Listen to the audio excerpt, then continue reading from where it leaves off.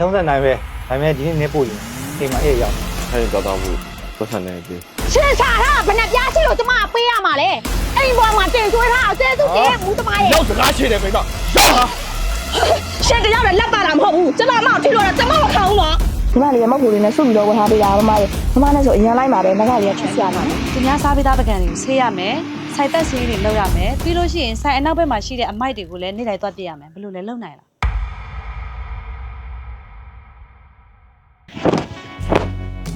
ညီမလေးရေချစ်ပြူ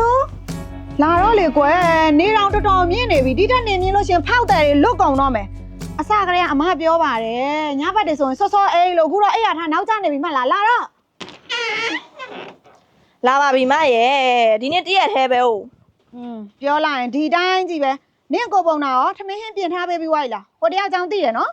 ပြင်ထားပေးပြီးပါပြီဟိုမှာအစင်းသေးဖြစ်နေပြီဒါနဲ့အကိုရပဲသွားလို့လေဘယ်သွားမှလဲထုံးစံတိုင်းပဲပေါ့ထမ်းရည်ဆိုင်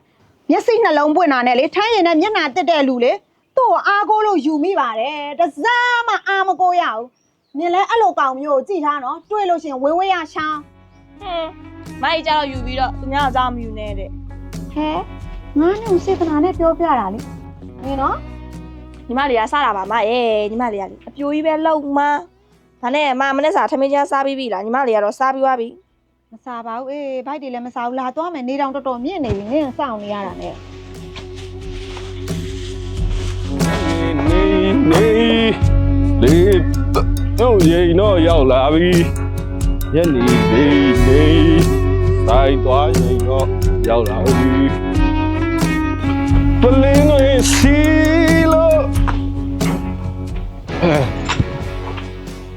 လာပါပြီရှေ့မှာဘာတွေရှိအောင်မလဲမသိဟဲ့နေရောဘာလဲဘာပြောမလို့လဲပြောနေရဘာသဘောတော့ကိုယောက်ျားတယောက်လုံးလာတော့မှနေရချောင်ဖယ်တဲ့ဒီမိန်းမကတော့ငါလှုပ်လိုက်ရအောင်မလောက်ရရင်လောက်ကြည့်လိုက်လေရှင်းမှာပဲရှောက်တယ်လက်တွေပါတာမဟုတ်ကျမမှလည်းပါတယ်မူသမားကိုကြီးမူးရဆိုတော့ဟိုမှာအေးဆေးပြန်လာတော့မှထမင်းစားဖို့လည်းလောက်လာပေးဘူးပါညီမလေးတို့ဇီရောက်သွားတော့မယ်နောက်ကျနေပြီနင်းညီမရှိလို့နေတက်တာသွားတယ်မှန်တော့မဟုတ်လို့ကတော့ဘာလဲမဟုတ်လို့ဘာလို့ရှင်လို့လဲဟမ်ဘာတော့မှရဲ့ဟောဒါနဲ့ညနေကထိုင်သွားဖို့ပတ်စံနေပြီဘာပြောတယ်ပတ်စံပေးအောင်ဟဲ့လားရှင်းချတာဘယ်နဲ့ပြားရှိလို့ကျမပေးရမှာလဲအိမ်ပေါ်မှာတင်ကျွေးထားအောင်ကျေးဇူးတင်မူသမားရဲ့တော်ပိုင်းမရဲ့ပေါ့ကြီးကလည်းကြားလို့ရှိရင်မကောင်းတော့ဘူးနေ့တိုင်းလို့နဲ့ကဲကိုကြီးလို့ချင်တာဆိုလို့ရှိရင်ညီမလေးအဲ့တဲ့ခေါင်းအောက်မှာရှိရဲ့အမှယူသွားလိုက်တော့အေးရသွားလို့ရပြီဟုတ်အာယုံနောက်ပလင်းတွေစီလို့ဖြိုလေးတော့အိမ်ရှိဆိုင်ဈေးကလည်းရောင်းလို့လည်းမကောင်းလူတွေကလည်းပဲပြောင်းနေလည်းမသိဘယ်အောင်ကောင်းမှလဲမိုက်ပြောတယ်မှလားမနက်ခင်းဆိုစောစောထားလို့သူများဆိုင်နေရဝယ်သွားကုန်ပြီပေါ့ညီမလေးရဲ့ဈေးအောင်ကောင်းမှအဆင်ပြေမယ်ညီမလေးရဲ့ဆိုင်ခန်းကားတွေကလည်းရှိသေးတယ်အိမ်ဈေးတွေကလည်းနဲတာမဟုတ်ဘူးဒီကြားတဲ့ဟိုငမူးတစ်ကောင်ကတစ်မျိုးအဲ့ဒီငမူးတစ်ယောက်နဲ့လေလေ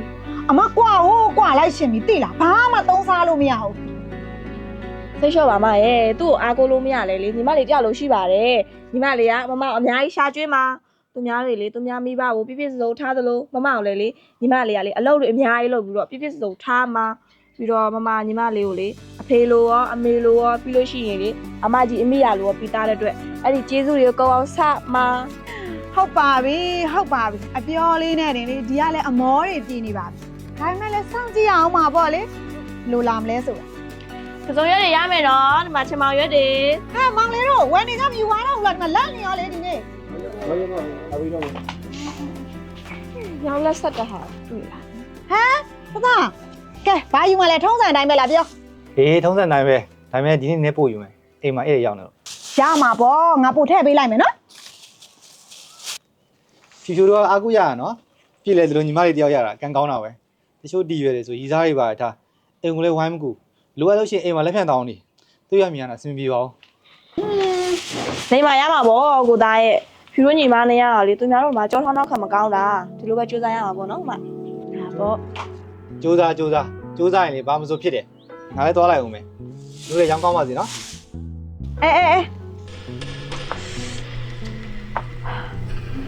ဘာဖြစ်လဲမနေမကောင်းလား ညီမလေးမအေးတို့ဆိုင်ရလေကြိုက်ခဲပြောက်စီလေးတော့ဝယ်ပြီးတော့မခေါင်းလေးကိုက်နေတော့ ဟိုကတောင်းနေကြဆေးပဲလား အေးတောင်းနေကြစီလေး အဲ့ဆိုခဏနေနော် မြင်လည်းပြန်လာအောင်နော်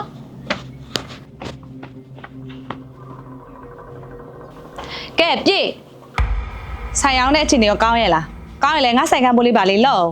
2လစာလောက်ရှိနေပြီမေ့ရဆောင်မနေနဲ့ ။အော်မလာဝင်ရဲ့မင်းဟန်တော့မဆောင်ပါဘူး။ဒါမဲ့ဟိုကလေ ဘာဟုတ်လေးလဲထက်ဆောက်ခိုင်းဖို့မစင်စားနဲ့နော် ဘာစင်ကြေမှမပေးပါဘူးမရဲ့ဟိုလေပေးရမှာ2လစာဆိုတော့1လကလေးအရင်ယူသွားပြီနော်1လကကိုနောက်မှယူလို့ရလိုက်ရင် ပေးရတော့ပေးလို့ရပါတယ်တပြားမှမရတာနဲ့စားလို့ရှိရင်လည်းအဲ့လောက်ရလည်းမဆိုးပါဘူးဒါပေမဲ့အတိုးဘွားတော့တက်မယ်နော် သိပါရဲ့မလာဝင်ရဲ့ ဩဒါနဲ့ပြေနေတို့အတိထဲမှာလေကောင်မလေးလှလှချောချောလေးတယောက်လောက်မရှိဘူးလားငါဈေးရောက်ဖို့အတွက်ဆိုင်မှာတယောက်လောက်လို့အဲ့ဒါဘယ်မှရှာလို့မရအောင် အော်အတိထဲမှာတော့မရှိဘူးအမရဲ့ဒါမဲ့ပြည့်ညီမလေးတော့ရှိရဲ့ နဲ့ညီမနေတို့လိုအောက်ခြေလူတန်းစားတွေကရိုးရိုးရွာလို့လားတော်ကြအကျစ်စားလိုက်တာမကောင်းဘယ်လိုလုပ်မလဲ မလာဝင်ရဲ့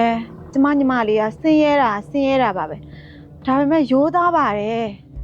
ဟုတ်ပါပြီကြံတဲ့ဟာနောက်လာကြရင်တခါတည်းပေါက်ပေးမှသိကြရနော် ပြီးပါမယ်လာဝင်စိတ်ချနော်ဒါနဲ့လေဟိုအမနက်ကက်လေးကလှလိုက်တာဘယ်တော့ပေးရလဲ မမခင်ဗျာလည်းတနာပါတယ်ငါ့ကိုလည်းငယ်ငယ်လေးကရနဲ့ကျူးကျူးကျူးဆောင်းရှောက်ရနဲ့သူ့ယောက်ျားပြန်တော့လည်းဘာမှလည်းအားကိုးမရအောင်သူ့ကိုယ်သူတော်မှဘာမှလည်းမဆင်ပြေနိုင်ဘူးဘာပဲဖြစ်ဖြစ်ပါလေငါမတွေ့ငါရောက်ကြိုးစားပြီးမယ် အခုပေါက်ဈေးနဲ့ဆိုလို့ရှိရင်တော့20 30လောက်တော့ရှိတယ်ဒါနဲ့နေဘာလို့မေးနေရလဲဝယ်နေတာလည်းမဟုတ်ပဲနဲ့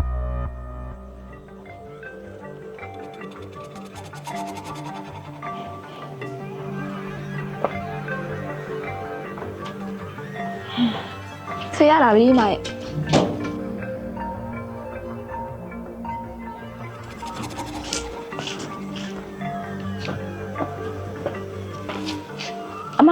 အမလာဟိုလေအမတို့ဆိုင်မှာလူခေါ်တယ်ဆိုဟိုမှာစာကထားတွေ့လို့အဲ့ဒါညီမအလုပ်လုပ်ချင်လို့ နေကပြည့်ပြည့်ညမမလား ဟုတ်ပါတယ်မရဲ့ဘာဖြစ်လို့လဲ ဘာမှမဖြစ်ပါဘူးအမဆိုင်ကမနေ့ကပဲလူရသွားတာ ဟောဟိုလေအမဖြစ်နိုင်လို့ရှိရင်လေညီမလုံနိုင်မယ်အလုပ်လေးရှာပေးပါလားယင်ညီမပတ်ဆောင်လို့နေလို့ပါကူညီပါနော်ညီမဘာပဲဖြစ်ဖြစ်လုံနိုင်ပါတယ် နေလုံးနိုင်တယ်ဆိုတော့နေလုံးရမယ့်အလုပ်ကလေသူများစားပေးသားပကံတွေကိုဆေးရမယ်စိုက်သက်ဆေးတွေလုပ်ရမယ်ပြီးလို့ရှိရင်ဆိုင်အနောက်ဘက်မှာရှိတဲ့အမိုက်တွေကိုလည်းနေ့တိုင်းသွားပြရမယ်ဘယ်လိုလဲလုပ်နိုင်လား ဟောလုံနိုင်ပါတယ်အမရဲ့ဟိုညီမလုံနိုင်ရစူးစမ်းပါမယ်နော်ဟိုအဲ့ဒါဆိုလို့ရှိရင်လေမနေ့မှကြာရင်ညီမအလုပ်လာလို့ရပြီလား ဟုတ်ပြီလေအဲ့ဒါဆိုလို့ရှိရင်မနေ့ပြန်ကနေစပြီးတော့စပြီးအလုပ်ဆင်းလို့ရပြီအမစောင့်ကြည့်မယ်နော်တစ်ပတ်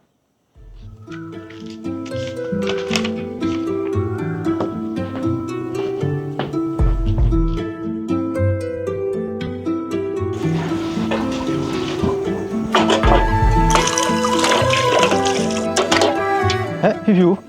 ဖြူဒီတော့မိုးဆုံနေဘာလဲလုံနေရလဲနေမောက်ဇီယောင်းဝိုင်းမကူတော့လား ဟိုဝိုင်းရောက်ပါတယ်ဒီကိုမလာခင်လဲဝိုင်းရောက်တယ်ပြီးလို့တကယ်လို့ဒီမှာအစိုးရပြီးရဲဆိုလဲပြန်ပြီးတော့ရောက်ကူတယ်လေပြီးတော့လေတခုပြောစားရှိလို့ညီမရဲ့အမအောင်လေဒီလုံးလုံးလဲဆိုပြန်မပြောနဲ့နော်သူ့ကိုလေဈေးရောက်တဲ့အလုပ်ရတယ်လို့ပဲညာရတာဘာဖြစ်လို့ဆိုတော့သူလိုချင်တဲ့ပစ္စည်းကိုလေညီမချွေနေစားနေပဲဝယ်ပေးချင်လို့ပါမပြောပြပါနဲ့နော် အေးပါငါမပြောပါဘူးနင်လည်းလှုပ်တေချာလှုပ်နော်ငါလည်းလှုပ်သက်ရှိလို့သွားလိုက်မယ်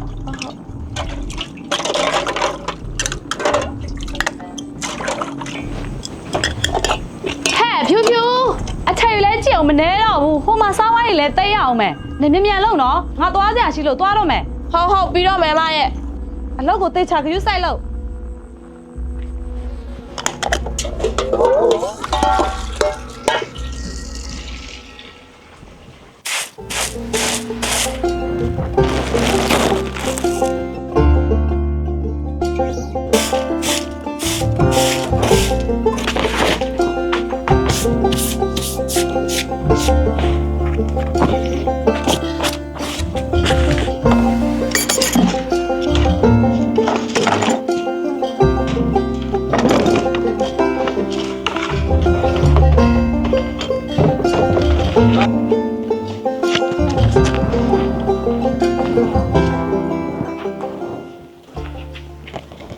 ကဲဘယ်လိုလဲပင်ပန်းနေပြီလားရဒီလာတဲ့နေရလေငါထည့်ထားတာတဲ့ပိုလုံးနိုင်လို့နည်းနည်းပို့ပေးထားရသေးလားအရင်နှစ်ရှိရလူတွေဆိုလို့ရှိရင်တစ်လမပြောနဲ့တစ်ပတ်တောင်မခံဘူး နေလုံနိုင်တာတော့ငါတော်တော်ချီကျူးသွားပြီ ဟုတ်ကဲ့ပါအမရဲ့အခုလိုမျိုးအလုပ်ပေးရတဲ့လေညီမကျေးဇူးတင်ပါတယ်ဟိုဒါနဲ့လေအမပန်ထားတဲ့ငကလေးကအခုဆိုလို့ရှိရင်ဈေးဘယ်လောက်ရှိလဲ ။အော်ဒီနကက်လား။ဒီနကက်ကအခုပေါက်စင်းနေဆိုလို့ရှိရင်20ကျော်30လောက်ပဲ ဟုတ်အဲ့လောက်တော့လားအဲ့ဆိုမဖြစ်သေးပါဘူးဒီထက်ပိုကြိုးစားမှဖြစ်မှာဟိုလေမဒါဆိုလို့ရှိရင်ညီမကိုလေပတ်စံနဲ့လောက်ချိပေးလို့ရမှာ ။ဘာလို့ဖို့လဲ။နေ့မှလည်းဒီမှာစုထားတဲ့ပတ်စံတွေရှိနေရတယ် ညီမလိုချင်တဲ့ပစ္စည်းကဒီပတ်စံတွေနဲ့မလောက်သေးလို့ပါအမရဲ့အကြောင်းမို့ချီရတာပါမရဲ့ ။နင်ကဘာဝင်မှာမလို့လဲ ဟုတ်လေအမလိုငကမျိုးလေညီမအမကလည်းလူချင်တာညီမသိရအမတို့ဟိုရဲ့စကားပြောကြတာညီမကြားရလေအားကြောင့်သူ့ကိုပေးချင်လို့ပါသူ့မှာလည်းအခုချိန်ထိဘာမှရှိသေးတာမဟုတ်သူကညီမကိုဟိုငငယ်လေးကလေးကနေအပေါက်သိန်းလေးချားမအောင်မျက်နှာမငယ်ရအောင်ထားပေးခဲ့တာလေလူစင်းရဲပြီမဲ့စိတ်ထားမစင်းရအောင်လဲသူတင်ဆုံးမပေးတယ်အချမ်းမို့သူလိုချင်တာလေးညီမဖြစ်စီပေးချင်လို့ပါအချမ်းမို့ပတ်စံလေးချိပေးပါနော် ။ချီးတာတော့ဟုတ်ပါပြီ။နင်ကဘယ်လိုပြန်ဆက်မှာလဲဆိုရင် ဟောအဲ့အတွက်မပူပါနဲ့ညီမလေးအမစီမဒီပတ်စံလေးအကျွေးချေတဲ့အထိဟိုအလုပ်လုပ်ပေးဖို့သွားမှာပါအမရဲ့နော် ။ဟုတ်ပါပြီ။အဲ့ဒါဆိုလို့ရှိရင်ညနေအလောက်သေးလို့ရှိရင်အမစီမှာဝင်ယူသွားလိုက်နော် ဟုတ်မ ။အတိုးတော့မြူတော့ပါဘူး။အရေးပဲကြည့်အောင်ဆက်ပေါ့ ဟုတ်ကဲ့ကျေးဇူးပါ ။ဟုတ်ပြီနော်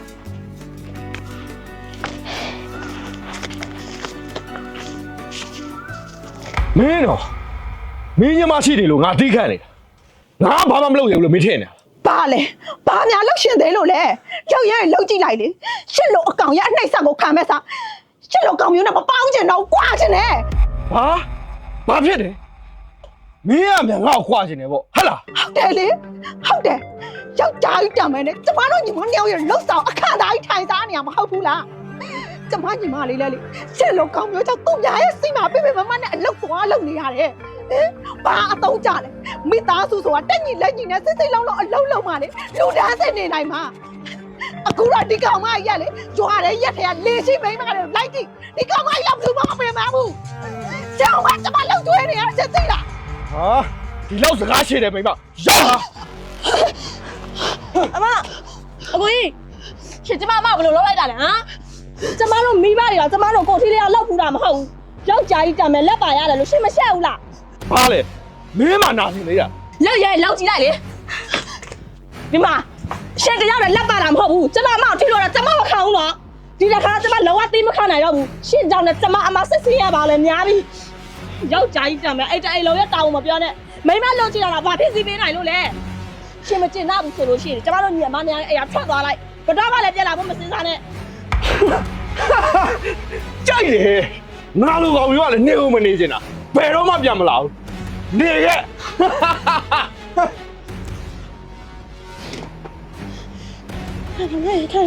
ဘာဖြစ်သွားလဲ အတောင်းမှမှာငါညီမရဲ့ငါညီမလေးအမဒီလိုကောင်မျိုးရွေးချယ်ခဲ့ပြီလို့ငါညီမလေးလေဒီဒုက္ခရောက်အကောင်မနေရပြင်မနေရတာ မရဲ့ညီမလေးဘာမှမဖြစ်ပါဘူးမမနာမလေးဘယ်သူမှမရှိလို့လေအားမငယ်တဲ့တိကညီမလေးတရားလို့ရှိတယ်မမအတွက်ဆိုညီမလေးဘာမှဆိုလုပ်ပေးနိုင်ပါတယ်မမရဲ့ မသိရဲ့ညီမလေးမသိမောင်ငယ်ရညီမလေးသူများစီမှာပြင်မမနဲ့လှုပ်တယ်သွားလှုပ်တာမသိရဲ့ဘာမလုပ်စရာမလိုတော့သိလားနောက်ဆိုမနဲ့ပဲဈေးပြန်ရောက်တော့နော်သူများစီမှာသွားမလှုပ်နဲ့တော့မသိရဘူး မလုပ်လို့ရမလားမရဲ့အဲ့လိုမျိုးလုံးမမယ်မမနဲ့ညီမလေးကမျက်နှာမငယ်ပဲနေရပါလေမမညီမလေးအတွက်ဆိုဘာမှဆိုလုပ်ပေးနိုင်ပါတယ်မမရဲ့မမအခုလိုမျိုးဖြစ်နေတာလည်းညီမလေးမကြည့်ရဘူးတော့ဘာအားမငယ်နဲ့ညီမလေးတရားလို့ရှိရတော့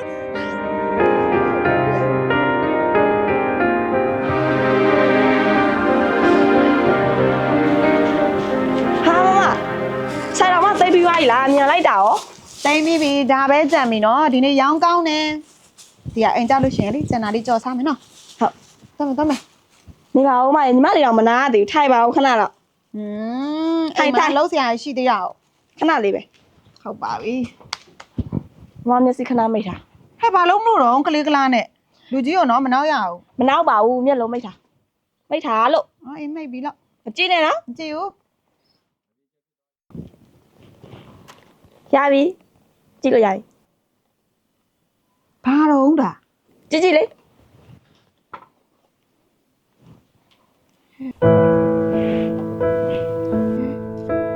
ညီမလေးကမဟုတ်ဘူးလေးနဲ့စုပြီးတော့ဝတ်ထားပေးတာမမရဲ့မမနဲ့ဆိုအရင်လိုက်မှာပဲငါကလေးကချစ်စရာလေးနော် မယူပါဘူးညီမလေးရဲ့ဒါဈေးရမ်းကြီးမှာညီမလေးနဲ့ဆိုရင်လိုက်တယ်ညီမလေးပဲဝင်နော် ညီမလေးကအဲ့ငါကလေးပန်းလာမကြိုက်ပါဘူးညီမလေးဆက်ဆိုင်မမပတ်လို့ရှိရင်ပို့လိုက်မှာနော်ညီမတပ်ပေးမယ်ပြီးတော့လေဒီနောက်ကဈေးလည်းမကြည့်ဘူးဘူးကလေရွှေဈေးကျနေတာတဲ့ညီမလေးပြောလို့အဲ့ဒါညီမလေးကစုရတဲ့ပတ်စံလေးနဲ့တွားပြီးတော့လုပ်ပေးတာမမရဲ့မညီမလေးတပ်ပေးမယ်နော်ဒီတိုင်းလာလိုက်တာမမရဲ့မမနဲ့အရန်လိုက်တာပဲမမဘာဖြစ်လို့ငိုနေရလဲခလေးလေးကြနေတာပဲ မမညီမလေးမမပေါ့တိတယ်လို့မဝမ်းသာလို့မျက်ရည်ကျတာပြရလေမလေးမမစိန်ကြရမမတိလာဝန်စီမလေးမလေးစီရောက်ရမှာသူရှာမအောက်ရှိတဲ့ရစားအားလုံးလုပ်ပြီးမမအခုလိုဖြည့်စည်းပြီးတာမမသိတာပေါ့မမသားတော့ခဲ့ရနော်မသားတော့ခဲ့နော် မမရဲ့မမလေးမှုလာတော့ခဲ့တာမမရဲ့ဒါပေမဲ့လေမမရဲ့အမကြီးမိရတယောက်ဆိုတဲ့အတိုင်းမမရဲ့လိုအပ်ချက်တွေကိုမြို့သိထားတဲ့မှုသားတော့ဘယ်မိပါမလဲမမရဲ့မမလေးနားလည်ပေးပါနော် နားလေအောင်ကွယ်